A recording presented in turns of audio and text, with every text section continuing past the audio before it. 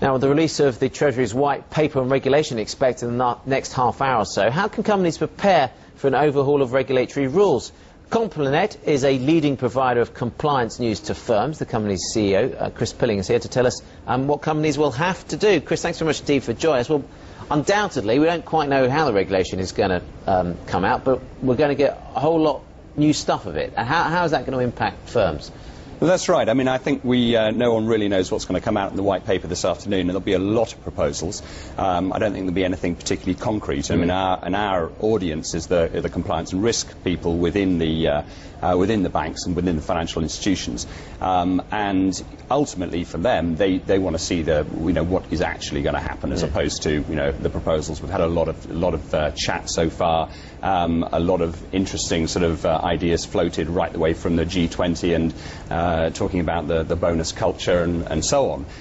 But what's clear is that the regulation takes a long time to get through the system. So whatever happens this afternoon, we're not going to see the impact of that for quite a long time. The other level of complexity here is that there's only so much the British government can do on its own, and then other regulations are going to have to be melded into what the EU is proposing or what the US is proposing as well. So, I mean, how long could this take before we know what the full set of new rules might be? Well, that's right, and that's the challenge that financial services companies face. Is that we publish quite literally tens of thousands of new rule changes every single year, and very often they're not they're not coming out of every country at the same rate. They're not necessarily the same standards, and global organisations are looking at it and saying, well, exactly which way do we face? Well, yeah, I mean, how difficult is the complexity if you get one set of rules from the US and the UK does another, and then the EU countermands that? I mean, if you're a global bank or global financial services company, how complex is that working out